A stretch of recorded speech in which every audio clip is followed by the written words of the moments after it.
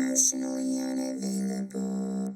Welcome to Emotionally Unavailable, the podcast where we dive deep into the world of emotional availability and intimacy. I'm your host, Melissa Hepner, and I can't tell you how excited I am to have you join me on this journey of self-discovery and connection. Whether you're navigating the complexities of relationships or exploring your own emotional landscape, this podcast is here to inspire, empower, and entertain. So get cozy and let's explore the depths of human emotions together. Hello, everyone. Happy Wednesday. Hope you're doing well. I am.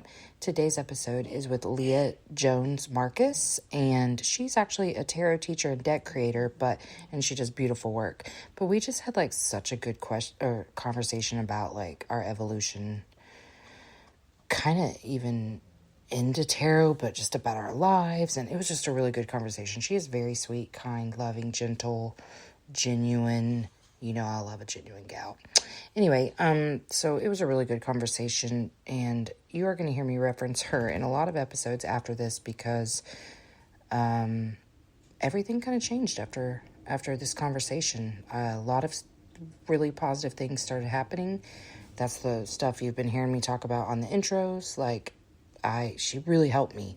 So anyway, I hope that you love this conversation as much as I did, and guess that's it. Here's me and Leah. Emotionally unavailable. Hi. Hi. How are you doing? Good. How are you? I'm good. Okay, so usually I don't have to do things like this, but I fucked up and scheduled my son's driver's test for an hour from now without considering drive time and all that shit. So at 10:45, I got to cut us off no matter how deep we're in because can't fuck up the appointment. So I never do that. And I was like, gosh, should I email and say, can we start earlier? Like I way overthought it. And then I was like, okay, great. Well, that sucks. So, so sorry. Totally I'm so sorry. I really do feel terrible, but, not at all. Okay. So I read what you wrote in the notes for the booking. And, okay. So this is my question. If you do horoscopes based off tarot and the other things, do you mean like based off our zodiac sign? Yeah. Okay, cool. Yeah. I'm so into astrology and tarot, so like I'm so excited for this conversation. Can you tell me, like, I've been really curious how people started in this line of work. Like I've been talking to a lot more spiritual people lately, and just, tell me a little bit about how you got into that. Yeah, so for a long time I feel like I was always attracted to it, but it was something that I actually feared for a long time, and it's a fear that I had to get over. I actually grew up in a pretty Christian household, and a lot of what I do now would have been considered like of the devil by my grandparents and things like that. Yes, me too. That's why I asked this question, man, because I'm like, were you scared? Were you scared too? Were you afraid? I'm such an interrupter. Please forgive me. No, that's okay. Were you afraid that by doing tarot specifically that you would be inviting the wrong spirits in, even when you because I deconstructed a long time ago. And I mean, you know how deconstruction is. It's a journey, but I feel pretty comfortable in the fact that like I'm not fucking with demonic spirits. But there was still that block. When I very first started, I would be like, how do I make sure that nobody I don't want in here is going to come in? And I think for myself, I kind of decided that I don't necessarily believe that bad spirits, I hate to say this out loud, but kind of are a thing. I'm not saying at all, because I don't want to discredit anyone who like works, you know what I'm saying? But like, I don't know. I feel like I feel like I had to come to a place where I feel supported by the universe. Like, why would they do that, right? Right. And I'm with you on that. I think that like what you believe actually does manifest. And so if you are putting fear into it, that's what's going to come out. And if you're trusting, as like I personally believe the universe is benevolent, and I actually look at the universe as like a mother type figure, like they don't the universe doesn't want us to like fall or feel hurt or be down. The universe wants to help us be our best selves. And so we have to like believe that that is true. And, you know, I feel like what helped me the most in getting over that block was actually starting to practice with the cards, because what I was getting back was actually reflections of myself. And I feel like it was just, I feel like what happened to me when I started using tarot was that it gave me a language to explain what was happening inside of myself, when before I couldn't explain what I was going through. And so that's kind of how I built up that trust muscle to say, like, no, this is actually how I'm feeling. This is a reflection of me. And so that's how I use it now as a really important self-reflection tool. Yeah. Well, and I always thought, like, whenever I very first started, I can't find my tarot cards, by the way. Like, since I did this last thing at a store, can't find them. And I'm like, I don't want to know what that means. But Yeah. anyway, when I first started, I was like, what the fuck? Why do I feel like every reading could also be for me? Mhm. And then I was like, well, you're the medium, babe.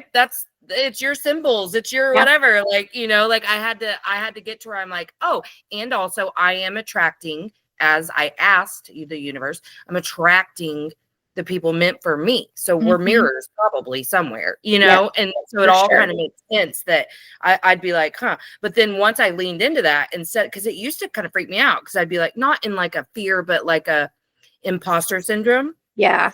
Where I first started reading for other people for real, I would be like, why is this all about me? Like every spread, you know? And then I just leaned into it and was like, because like you get it, that you're in energy for a reason. Like tell them. So I would just be like, I have a really overwhelming need to tell you this. You know what I mean? Like, and just be like spilling it out. But I learned with tarot, like everything else that I'm doing in general, lean into the authenticity, man. Just say what you mean what you say. It doesn't matter how it comes out. Exactly. And I wonder, because I believe that the people sent to my show are very like meant for me, you know? Yeah.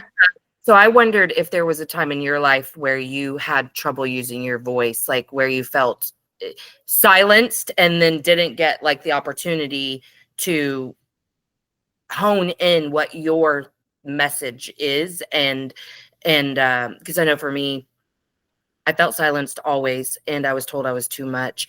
And I got to where I would write beautifully because I made sure I perfected everything I said so that I could present very perfect. And now I'm so fucking comfortable using my voice and getting it wrong. I'll say the wrong thing all the fucking time without a single ounce of concern. So is that your audience? She's been nodding the whole time I'm talking. Yes. So like you felt silenced. Yeah, for sure. I definitely, a lot of times, especially when I was younger, I had really big emotions. And I've learned now that that's a part of my internal. It's what tells me if I'm on the right track or if I'm not. And so, like, me personally, like, I feel like you can't experience like the heights of joy if you're unwilling to experience the lows of anger or sadness. And so like when I was younger, I feel like I would be told like, why are you crying? It's not even that big of a deal. But like you have to get all of those tears and the emotions out, or I would like fly off the handle angry about something and people wouldn't understand why. But it was actually because it was like not meant for me. I wasn't supposed to be doing whatever that was making me angry. Yeah. And it's actually your body trying to tell you this is or is not for you. And so to trust your emotions and to be able to get them out and speak them and experience them is extremely important. Absolutely. And I think that really is just such a good reminder of like resentment, like when you're not holding boundaries. If I had understood, because I think that's the reason resentment and tension is the feeling that you get when you're not holding the boundary and you're self-betraying again, is because baby, that's not meant for you. You're meant to stand in your authority and say no. Like, it's fine to say no. But yes, I totally hear you. And especially being raised like in really deep, I feel like fundamentalism, even though like I wasn't a part of any fundamentalist like specific faith. I live in Oklahoma. I've been here my whole life. So like everything here is fundamentalist. You know what I mean? Yeah. And so none of the thoughts that I had were ever allowed. I certainly wasn't allowed to express emotion because that was too much, you know, for anybody. But also, you know, even like grief. I was primarily raised by my grandma, but my dad died when I was 15, and any expression of grief around that was silenced immediately. She used the word morbid a lot, but then also hurt me with words like, my brothers took it harder because their behavior indicated as such, because they weren't people pleasers. So they didn't heed the warning to shut the fuck up. They went and wild out. You know what I mean? Right. And so like just all of those things that just shut me down. And I think those were the first times I was feeling that self-betrayal, you know? And so because we are so avoidant as a species, we will do anything to not feel that first time we felt that, you know? And so we'll kind of lean into, oh, I'm fine or whatever. And you're right. When you tap into what you feel like when you're not doing what you're supposed to do. And by supposed to, we mean like what lights you up, what makes you, what makes you wonderful. I think we get to determine for ourselves what our purpose is, but that was a new one too. Like, I love how you said you view the universe as mother energy. I'm getting there. Like that's an evolution for me. And I started to cry on someone else's show the other day because she said something that hit that nail right on the head, where I realized I am still viewing my higher power the way that I did God, which is sometimes punitive. And with God, it was always punitive. But I like, you know, when you have those moments of self-doubt, or like, you know, I'm doing these manifestations or whatever, and I'm still very much struggling financially as I get this business off the ground. Just having those moments where it's like, what the fuck am I doing wrong? Like, why am I blah, blah, blah, whatever that we do as humans, right? And then being deep, like guilt, remorse, shame, fear of the universe's retribution to me for having these really normal human thoughts. And I got really emotional about it because I'm like, I have to remember over and over and over, there is no world in which any higher power is just waiting for me to make one wrong thought, one wrong misstep to come down and strike me down in vengeance. You know what I mean? Not at all. Yeah. It's more, like I said, like that mother energy where it's like sometimes you have to watch your kid make a mistake. As much as that is painful, I feel like the universe doesn't like to watch us make mistakes either, but it's part of, sometimes that's the way that we have to learn. And I think eventually we can get to a place where we don't have to learn lessons the hard way anymore. But I do think that that's a part of our evolution, that like at the beginning, we do sometimes have to learn lessons the hard way. And it's these lessons that we're learning are all to get us to a better place.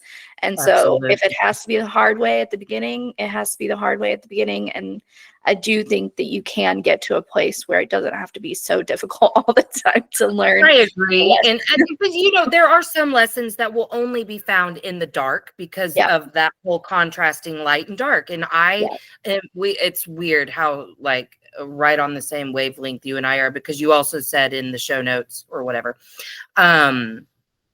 something about building a life you love. And that's all of the work I do is about teaching people how to build a life they love. And it's amazing to me when you can get to this place of gratitude for any part of your experiences, because you understand that you could never reach the highest high without having experienced the lowest low. The lowest low is what helps you achieve that, because the contrasting feelings, the lowest low the highest high in comparison to the lowest low doesn't even have to be that high, but it feels fucking amazing. And you do become so much more grateful for everything Yeah. once you're out of the dark. So Right.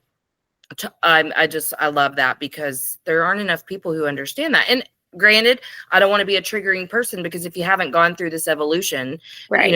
I had a spiritual awakening while I was healing. So like for me, it's really natural to have these thoughts and whatever, but I certainly don't want to teach people to do spiritual bypassing either. Where like I think that's where, because I've done my fair share of that in the beginning, like, oh, Mhm. well, I can just skip this middle part and go straight to Yeah. the enlightened part.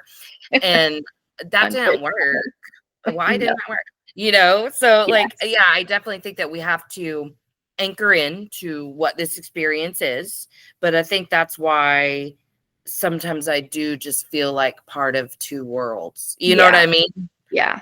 And I think that's part of like why I started shifting my work in the way that I have, is because I really feel like we have all these beautiful spiritual ideas, and part of you thinks like, oh well, I know this idea, I can like just run with it, it's in my head now, I've got it. But a lot of times if we don't take the practical actions that go along with those beautiful ideas, it doesn't actually make a change in our life, or we'll forget about it and like go back to our old patterning. So a lot of it is recognizing and being aware of like when you are taking action or saying things that are in direct opposition to these new ideas that you've created or come to believe. And it's like you have to align these thoughts that you have with the actions that you're taking and the words that you're saying in order to actually create change in your life. So that's like a big part of what I've been trying to work on, is putting out into the world like, okay, here's the idea, here's how you can take action in alignment with that idea, here are ways that it might show up or present itself in your life. So it's been a I very love that. unique process, but I feel like all of those are key pieces to actually embodying them and making them real, manifesting them in this reality. Yeah, it's, man, just all of it. Like I remember even like, well, something that I still kind of struggle with is I preach this a lot, that women are conditioned to socialize by talking shit and complaining. Yeah. And I mean, I think humans in general, but specifically women. And so that I was one of those women, like I talked shit with the best of them. And Yep.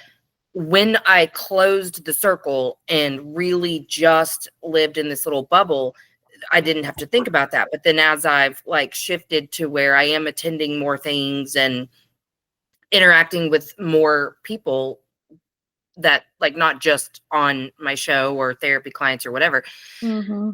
I had to like really talk to me. First of all, this is how people are used to me being. Yeah. And I don't want to be preachy, so I'm not going to come right out and say like, Right. blah, blah, blah. Yeah. But like, how can I then kind of be the light? That's my whole thing, is how I want to be the fucking light for myself, for others. Yeah. And so like, how can I, because listen, those people were fucking annoying to me, but when it was done to me, like, oh, I don't want to be negative, or I don't, I'm like, fuck you, bitch. Like I would be so annoyed with them. I'm not trying to turn anyone off. I'm trying to turn Right. them on to a new Right. like paradigm. So I'm like, I was nervous the first few times I was in social situations. And I mean, for good reason. The things I was afraid of did happen, but I did navigate it okay and say like, oh, I'm not mad at anyone. Like, you know what I mean? Like, whatever it is, like, Yeah. that's a good way for me to say, like, that's your experience. That's not what my experience is right now. Like, you can, Exactly. but I had to like work through the shame of even like the fact that that was my former self that was, Yeah. like that I mean, For I was sure. a talker. Yeah. I talked shit about everyone. And I didn't view it that way. I sure didn't. And so much No, of that of was my course. emotional immaturity, because some of the talking shit was just venting about a situation, but like situations that didn't even need to happen, because I could have just set a boundary. You know what I Mhm. mean? And but I was so pissed at them for putting me in the position to have to set a boundary because I hated setting boundaries. So it Yeah. was all their fault. So I had to Yeah. talk shit. You know what I mean? Exactly. But yeah, I remember when I first started hearing the word integrate. Like obviously I've heard the word integrate my whole life, but Yeah. in this But scenario, in this I'd be like, context, can yeah. you like explain what you Yeah. like how do we integrate? And that's Uh-huh. what you're talking about is like taking all of this new thoughts and making them like a part of who you are. Mhm. Was that a difficult process for you? Yeah, I definitely think that it was because for a long time I had this image of who I was. I like portrayed to the outside world. And it's hard to shift that, especially when you have like long-standing relationships and things like that. And you start to grow and change. You're like, are they still gonna like me? Do they still, Mhm. do they still want to be friends with me? Do they still want to be in a relationship with me? And you have to kind of say, like, who's more important, me or this? And you kind of have to just say whoever's gonna come along with me is who's important, and that is what it is. Um, Right. but it definitely is one of those things where it's really difficult to take from the mental into reality. And I think sometimes it's hard for us to see the connections between things um, because we are so used to being that external focus. Like, when we get in an argument with someone else, we've for so long been taught like that's a them problem, that's not a me problem, Uh-huh. but it actually is a you problem. And so it's a lot to take accountability for, and to Yeah. a lot of times we don't want to take that accountability and say like it's on us to shift and move things, but it is on us to shift and move things, um, if that's the life we want to live. So yeah, it's Absolutely. It's difficult. a There's a higher lot of level of heavy stuff. consciousness. Yeah. Yeah. Absolutely. And I think for me, like I just recently I was having this thought where I'm like, you know, the normal traditional therapists are not bad or wrong, but I'm teaching a different level of consciousness. So Mhm. here it's fine if you want to just do the normal boundary setting and Yeah. yeah, walk away because, all that. That is healthy, it is fine, it is whatever. But in the world that I'm trying to cultivate, I really am asking everyone to look at themselves first, second, third, fourth, fifth, sixth, seventh, eighth, ninth, 10th before they ever ask themselves what the other person's involvement in this was. Mhm. Because I believe the experience was meant for you. You Yeah. have to learn something from this. What can you learn? And I tell my clients all the time, like, listen, I'm not trying to get you to see their perspective because I want you to feel sorry for them and continue to let them behave this way. But what Mhm. I am trying to get you to do is see that you're exactly like them. That's what I want you to see is that Yeah. you do this shit too. And Yep. here's how you do it. Not because it's right to do it. How can you fix it in you so that you're no longer attracting this experience, first of all? Exactly. And second of all, how can you love yourself more in Yeah. this moment so that you have the capacity to love everyone and receive everyone's love when you can find that for yourself. I Mhm. mean, that's my big message is like love is not dopamine, adrenaline, serotonin, or oxytocin. Love is purely what you give to yourself. Yeah. And then from that, you may radiate it on others and receive it from others. Right. It'll reflect back to you for sure. And Mm-hmm. I think like one thing that is popping up for me as I was listening to you talk is how for a long time growing up, I was called selfish a lot. Mm-hmm. And I think that now what I've been able to see through my work is that that is actually my superpower is to be self-reflective. Yes, I should be selfish. I should be focusing on myself and my energy because my energy is what is leading my That's reality. the magic. Yes. Yep. And so in order to have to move through this world, you need to be able to be self-reflected and stop, you know, putting everything on other people. You have to see where this is coming from inside of you. So I think that that's so, so important. Yes. And I don't know. For me, it offered so much freedom because my whole life I had just felt so unworthy. I mean, I don't know that that was a conscious thought, but I definitely, in hindsight, did. And I took all of the really mean shit my narcissist grandma said to me to heart Yeah. and believed it and just carried the shame and the weight and the burden of that throughout all of these 44 years. And it wasn't until I could stop and say, like, sometimes I'm the nicest person you're ever going to meet, and sometimes I'm a bitch. Sometimes I'm unnecessarily snarky, and sometimes I am just magnetic. But all of those things are okay, and they're perfect exactly how they are. Yep. I am good enough in any given moment. I don't have to keep trying to be good enough.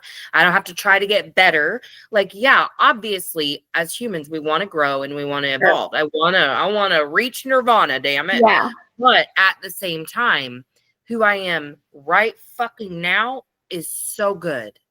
Good enough for sure, but also really good. Like, good doesn't exist in a vacuum. So, like, what is good? What is bad? What is anything? And getting to a place where you really can just fucking say, I like myself. And people are really fucking uncomfortable with that. They really are, because it's triggering when you're not there. And I get it, because I used to be the person like, hey, sit down, Leo ass. You know what I mean? Like, but now I'm like, you can't take away my flame now, because I know where it ignited, and I know how to keep it going, and I know what the fuck I'm doing. Like, even with the show in the beginning, I was afraid to be too deep, like I wanted it to be more quote unquote lighthearted and, whatever, because I was afraid, and I was afraid to talk about not being a Christian anymore. Like, people in my personal life knew that, but like, how like your Facebook is different than what you post on your Instagram versus even Threads, on Facebook, like, I made sure to never say anything offensive. I didn't cuss. I fucking cuss every other word in real life. Like, I very much curated, and I wanted it to be a positive place. I would just share like mental health stuff, and I would write stuff sometimes, but like, really, I was just fucking people pleasing the shit out of my Facebook. Like, now I don't say shit because like I don't talk to most of those people in real life. Yeah, why would you I go? won't put energy into it. Yeah. But like, before, it truly was like perfection. Like, I was like, oh, I got to be seen a certain way. And as I've really leaned into authenticity, it feels so good to not worry about a single fucking person and what they think about me, because that was my number one thing, was what will they think? Because that's what narcissists raise you to do, because you're a reflection and extension of them. So like, all we care about is what people think about us. And man, the shift is just such fucking freedom, because I'm not bound by any of those expectations from other people, but I'm also not bound anymore to my own expectations of others. Right. Yeah, I think that freedom, like, once you can taste it, you never let it go again. And I think that's part of like what started with me, is like when I got really comfortable using tarot myself, and I wanted to start to kind of put it out into the world and help other people with it. I started an Instagram that was nameless and faceless. And I was just posting my ideas with tarot cards out. And I didn't invite any of my friends or family or people who know me to follow it. I just started it organically as a whole separate thing. And being able to talk openly and honestly about what I was experiencing and what I was going through was such a powerful thing. And I wasn't curating it to be this perfect little thing, because nobody that I actually knew was on it. I could just be whoever I was. And once I really felt confident in that, I switched it all over. I changed it to my name. I started putting my face on there. And it's like starting with a little bit and letting it grow and letting it grow and letting it grow. Kind of once you open that box, it doesn't close again. So, but but take Well, and like take the that's why I always tell initiative. people like be you, because your people can't find you if you're not. And there are Mhm. certainly people meant to find you and you to Yeah. find them. And also the cool part was most people were actually pretty chill. I mean, there are Mhm. people who are still like, oh, no, I don't want to Yeah. fuck with you, Yeah. and I'm like, I don't give a fuck Whatever. what you say, because like you clearly don't get it. Like, Yeah. like with one person in particular, I said, that's fine, but like I'm a little surprised with how intuitive you are Mhm. that it freaks you out. Mhm. And they said, well, I mean, I just don't see any point in like messing with that negativity. And I'm like, negative, like I don't use tarot. Like who Yeah. uses tarot like that? Like I don't know any No. real practitioners that are like telling you you're gonna die into it or Yeah. whatever. Like, you know what I mean? I'm like, Yeah. okay, I'd love to know who taught you about tarot, but okay. Oh, your grandma. Okay. Uh-huh. Uh-huh. Yeah. It's the same thing too with tarot. I get a lot of like, are you gonna tell me my ex is coming back? Like it is Mercury in the Mhm. microwave. It's all this Yeah. like one piece of culture that's like gotten pulled too far away from what it actually is. Yeah. I'm like, when I do my tarot readings, it's not about anybody but you. um, Yeah. Well, I so, mean, that's how I do therapy too. When someone comes in just shit bitching nonstop about someone else, I'm like, I hear you and I want to validate you, but like also you're the client. We got to get you to yeah. where like all this shit around you isn't impacting you to this level. Like I Mhm. feel you, but like how can you move through a situation like that without all of this tie to another person, because Yeah. you do have everything that you need inside of you. And Mhm. that's been a weird paradigm shift for me, is getting to where I'm like, well, if we're not really supposed to need people the way I certainly did. I mean, I Mhm. fucking relied on others for Yeah, everything, for connection sure. and everything. Mhm. Like, what then do we expect from others besides the normal like respect? Obviously, we like you don't. I'm not gonna have anyone in my. That's not even a Yeah. question. If you're not fucking treating me with respect, get the fuck out of here. Yeah. But like other than that, like I'm like, especially in relationships, I'm like, well, okay, like how many times can we have the same discussion before I just go, clearly this person isn't going to do this. And Mhm. then what do you do with that? And I'm really like, I it I I'm gonna say it this way. I go between my human self and my highest self a lot there, where I'm Yeah. like, well, it's okay to be human and go, that fucking hurts my feelings. Like, how many Mhm. fucking times do I have to ask? But then my highest self can say, and also, you're a bitch too. So, Mhm. you know what I mean? Like, Mhm. we none of us are going to be able to meet somebody else's needs. Like, Right. none of us. Like, Right. because what was the need? I mean, we're not them. Like, you know what I mean? So Mhm. that's been an interesting shift for me too, is just to be like singularly focused on myself. Yeah. And I want to come back to you using the word selfish. I was just telling someone the other day, like, if we could just fucking rebrand this word to Yeah. be the most beautiful word in the English language, Yep. everybody's lives would be so much different, because selfish hit me in my core. My Mhm. core. And I wasn't really called selfish as much until I, switched the script a bit and went from Yeah. golden child to black sheep, because got some boundaries. But boy, it got me. It got me right where she wanted it. Mhm. It hit me Mhm. right where she intended it to. Like, I'm selfish. Like I only care about myself. No, bitch, I care about myself first, because you're Yep. not going to. You're Mhm. fucking not going to. So Yeah, why because would you're gonna care about yourself first too. Yeah, Mhm. as we Yep. all should. Yes, and now like just getting, but see where people can get triggered though is where I'm like, yeah, hell yeah, I put my needs above the needs of my kids. Yeah, I Mm, do, because I didn't realize that that was so important when yeah, I first my met them. energy leads them. If I'm not okay, they can't be okay. Exactly, and I would Rely rather on me. sit with them in their disappointment that I can't measure up in that moment, and walk them through the fact that they are continually learning that I'm not a superhero. I'm not Mhm. superhuman. I am just human. Yep. And And I understand that it's very scary in a world when you don't feel like your parents are superheroes, because then who's going to protect you? But I would rather sit with you in that than to continually break your heart and do stuff that I didn't have the time, energy, or resources to do, and then crashed out. Right. Like I've broken you so many times trying to be the best and be perfect. And now the disappointment you feel when I say no to something is much less than the hurt you felt when I was crashing out on your ass. Yep.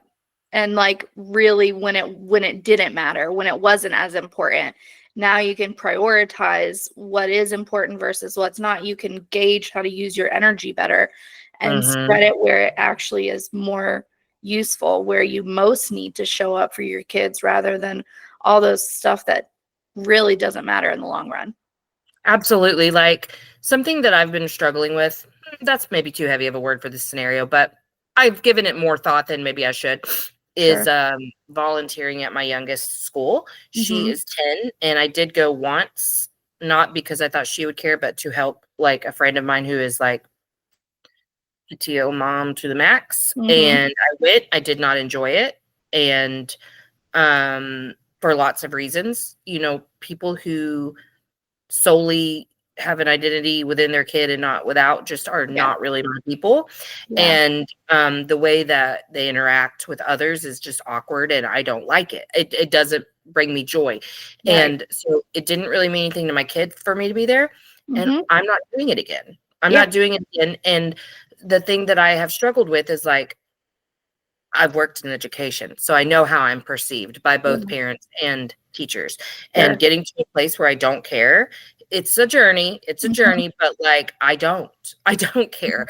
There will be seconds where I'm like, oh fuck, great, you know. But like overall, I just don't care because I know you and know where you are, and that's fine. And you're gonna judge me no matter what, because you're judging yourself. So like that's what you do.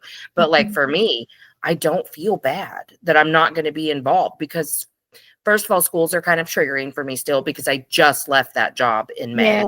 So I like, it was, you're like, I need space. Of my mental health issues. Yes. And also, I didn't realize how much all of the chaos of a school was impacting my nervous system. Now I'm acutely aware of it.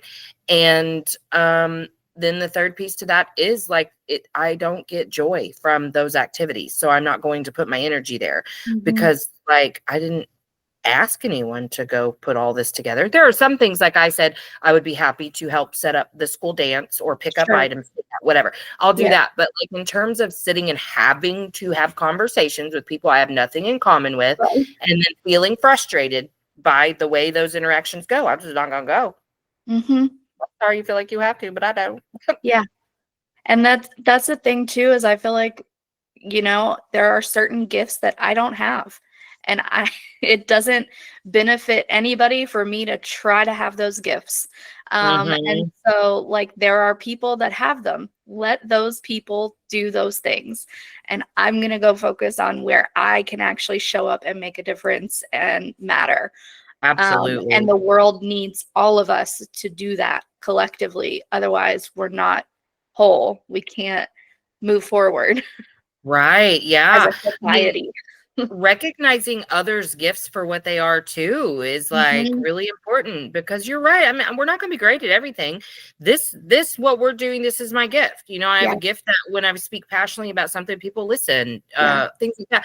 I don't have the gift of like cutesy bootsy shit. I'm not crafty like that. I'm not, I can't, like, with a little help, I can tweak some things, but like, I don't have the heart for it either, which is surprising. I am a Gemini sun, but like, I'm not all up in that bitch. Like, let's make it the most beautiful birthday party. I'm like, let's buy the pre-packaged decorations and whatever. You know, I did one. I had this real extra friend, and she was like, oh, you could do this. And I was like, okay. Since she helped and whatever, it was really cute. I'm glad it turned out so well, whatever. But like, also it was a lot of energy, and like probably not gonna do that again. You know what I mean? It's not my gift. I'm not cute and crafty like that. I'm not extra. I'm fucking impatient as fuck. I wanted to slap it out. Like I create shit all the time, and I'm like, Melissa, why did you rush through that? You got to go fix that because I just want it done. You know what I mean? Yeah. I hate that, but it is what it is. What are your big three? I am a Libra sun, Virgo moon, and Scorpio rising. Ooh, I was gonna ask if you were a Scorpio moon because you Mhm. said big feelings, and my daughter's a Scorpio moon. Mhm. That's interesting. I attract a lot of Libras into my life. Yeah. I'm an Aries rising and a Gemini sun, Leo moon. So Mhm. I on that Aries Libra axis, bitch. They're Mhm. everywhere. Like, Yeah. like it's crazy to me. Like my nail tech was a Libra. Like everyone, and I started to be like Libra men, stay the fuck away because Libra men with me, they're like, and it doesn't matter. I mean, this happens so many places I go. It happened at pickleball one time.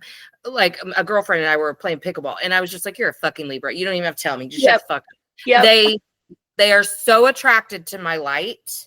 They can't stand it. But then when they get close, all they want to do is dim it. Like it's Mhm. too much for that. Like that is how the Libra women, we love each other so much. Like I have so many Libra friends, but like Libra men, they want to dim me down, man. Yeah. I definitely like I have a lot of Virgo placements and my Virgo moon is there. I have a lot of Pisces around me, so it's the Virgo Pisces axis is big in my life. And for me, it's like me letting go of control, like they're showing me how I can go with the flow and let go of Ah. some of this control that issues that I have. Mhm, And so mhm. I do think that there are so many interesting things that can be taught on these axes and like what attracts you and you know kind of blocks people from you too. So Right. I have a Virgo stellium, and I'm glad for it because my Mars is in Virgo. I'm glad for it because it helps me set up systems and routines, but fuck the perfectionism that comes along with Virgo yeah, ass shit. it's Uh, it's hard. it is because it's sneaky. I Hmm. didn't, thank God, just unraveling Everywhere skills. and Yes, every everything. day. I'm like, perfectionism again? We're still Hmm. battling this. And then, just going through the whole like, it's going to be a lifelong thing, sis. Like, this Yeah. is lifelong. So, yeah, buckle up. The ride's still going. Uncovering another layer, uncovering another layer, uncovering another layer. Yeah. Yes. Are you ever like, could I just get a little time of stability? Yeah. Like where I'm not having to learn. Granted, I asked for this, right? Right. Like I get it. But also like, can I have some fucking money while I like am uncovering all the shit? Like just just if I could not have financial stress, everything else would be better. So like maybe if we could just ease that a bit, then I Uh, could really access my potential here. I don't know. yeah, that's a one that I have had to learn the hard way about letting go of as well. Not things not money not coming in the way I expected it to come in type Hmm. situations. So I have to let go of control over. I try, man. I mean, I feel like I've done the detach from outcomes. Mhm. I don't try to control. Like literally my life is very, even though I'm trying to live a very intentional life, the way I spend my time is very according to intuition. I Mhm. don't set up a really hard fast schedule. I have a list. I know what needs to get done, whatever, but I Yeah. kind of sometimes I don't feel like doing the most important thing. So I do the thing that makes me happy to get the most important thing done. Whatever. I'm doing all of those things. Like I feel like I'm doing the right things. I really do feel like Yeah. that. And I'm still like, I don't want to have to feel this every fucking month when bills are due. Like Mhm. I'm trying my hardest here. Yeah. So just a little help would be so great. But Yeah. that's why, like, then you start like thinking those thoughts of like, the God thoughts like, oh, I'm being punished or I'm da da Mhm. da da. And I'm like, I know that's not true. I know that's not Mhm. true. But fuck, if I could just figure out what I'm doing wrong, that I would love it so much. I would love it so Mhm. much to not feel stressed all the time. Yeah, my thing that I had to work through with that was really seeing that even though it may not have come together the way I wanted it to, or I had to like pull from places that I didn't necessarily want to pull from. My needs and what my family needed and all of that was always provided for. Even if I wasn't going like way above or like getting that extra that I really wanted to have, that cushion, it was I was able to pay my bills that month. So I had to cultivate a gratitude and a gratefulness for just having enough always. Yeah. Eventually, that gave way to more and more coming in and finding the right path. But it's like having to build this really strong base where you know that you're safe and stable no matter what. Yeah. And that is really hard because we are trained to like want so much more than what we have already. And so it's really hard to kind of pull back from that for a little bit to build that base foundation. And then from once you have a super strong base foundation, that's when I've found the ability to go higher and grow it more. But it had to be really, really strong and solid and secure. Yeah, I feel you. It took a lot. I just apparently I need to be grateful for being able to pay them at all, even if it's Yeah. 3 weeks late. Yeah. That's where I would just love to make enough to pay my bills on time right now. Mhm. That's because when I have to be like, I'm sorry, I don't have the money for that right now. Mhm. It sucks really Yeah. bad. Yeah, it does. Well, It's Leah, I have loved talking to you. I'm sorry that I have to cut us off early today, No, but that's okay. I appreciate your understanding, and I'm so glad that you came and visited with me today. And I loved hearing Yeah. about the things you do. I love knowing that there are more people in the world doing this kind of work. Yeah, for sure. It's good. Well, if you want anything specific in my show notes, feel free to send it over. Okay. Thank All right. you. Well, what is today? Tuesday? Have a terrific Tuesday. Yeah, you too. Thanks. Bye. Emotionally unavailable. Hey, what do you say? Listen, first and foremost, please make sure that you have provided this podcast with a 5-star rating on whichever platform that you are listening. If you want to support the show, please rate, like, and share. Also like, comment, and share on any social media posts that you see from me on Instagram or Facebook or TikTok. Please follow the podcast Facebook, Emotionally Unavailable Podcast. You can shop my fun online store or schedule a one-on-one with me at emotionallyunavailablepodcast.org. I'm offering what I'm calling non-traditional counseling, astrology readings, and tarot readings. And thank you so much for listening to the Emotionally Unavailable Podcast. Emotionally unavailable. Emotionally unavailable.